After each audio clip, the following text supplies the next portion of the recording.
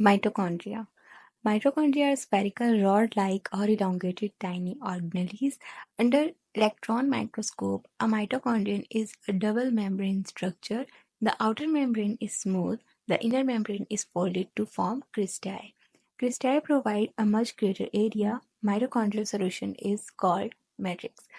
Mitochondrial इस तरह से स्फेरिकल रॉड लाइक स्ट्रक्चर होता है जिसको जब हम इलेक्ट्रॉन माइक्रोस्कोप में देखते हैं तो हमें डबल मेम्ब्रेन स्ट्रक्चर नज़र आता है। इसकी जो बाहर की मेम्ब्रेन है वो स्मूथ नज़र आएगी, जबकि इनर मेम्ब्रेन जो होगी उसमें इस तरह से फोल्डिंग हुई भी होगी और ये फोल्ड होकर ज़्यादा एरिया प्रोवाइड कर रही होगी।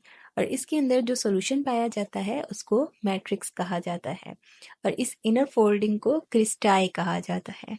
The mitochondria are called the powerhouse of the cell because it produces energy in the form of ATP, adenosine triphosphate.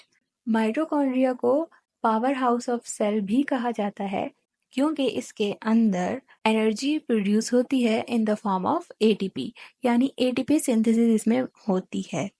और माइटोकॉन्ड्रिया के अंदर डीएनए राइबोसोम्स और एंजाइम भी प्रेजेंट होते हैं। इसका अपना ही डीएनए राइबोसोम और एंजाइम मौजूद होते हैं। Centriole, a pair of centriole located near the outer surface of the nucleus. Nucleus के बाहर यहाँ पे आपको पेयर नजर आएगा सेंट्रियोल का। The two centrioles are usually placed at right angle to each other in a structure called centrosome. और ये दोनों सेंट्रियोल राइट एंगल की पोजीशन में एक दूसरे के पास मौजूद होंगे और राइट एंगल की पोजीशन में इनको सेंट्रोसोम कहा जाएगा। It consists of a triplet of microtubules arranged to form a hollow cylinder. ये जो आपको पाइप नुमा स्ट्रक्चर नजर आ रहा है इसको माइक्रोट्यूब्यूल कहा जाता है। सेंट्रियोल का स्ट्रक्चर इन्होंने बताया हुआ है कि 3 माइक्रोट्यूब्यूल्स का ट्रिपलेट मिलकर इस तरह से इसकी अरेंजमेंट होती है और ये 3 मिलकर आपस में एक होलो सिलेंडर बना रहे होते हैं। Just before cell division the centrioles duplicate and each pair migrates to the opposite side of the nucleus. Cell division से पहले सेंट्रियोल्स डुप्लीकेट होते हैं और न्यूक्लियस की ऑपोजिट साइड्स पर चले जाते हैं।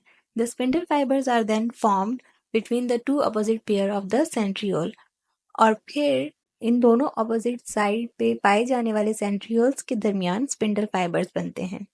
Cytoskeleton. Eukaryotic cell contain a supportive network of fine fibers which is collectively called the cytoskeleton. Eukaryotic cells के अंदर एक सपोर्टिव नेटवर्क पाया जाता है फाइन फाइबर्स का जिसको साइटोस्केलेटन कहा जाता है। Cytoskeleton is responsible for the cell shape and movement. और ये किस काम आता है? ये सेल की शेप को मेंटेन करने के लिए और सेल की मूवमेंट में काम आता है। 3 main kinds of fibres make up the cytoskeleton. 3 तरह के फाइबर्स मिलकर साइटोस्केलेटन बनाते हैं। इन 3 तरह के फाइबर्स में शामिल हैं माइक्रोफिलामेंट जो कि पतले होते हैं, माइक्रोट्यूब्यूल जो कि मोटे होते हैं और इंटरमीडिएट फिलामेंट्स जो कि इन बिटवीन होते हैं माइक्रोफिलामेंट और माइक्रोट्यूब्यूल्स के, यानी कि ना ज़्यादा मोटे होंगे और ना ही ज़्यादा पतले होंगे। यहाँ पे आपको ये तीनों फाइबर्स देखने को मिलेंगे।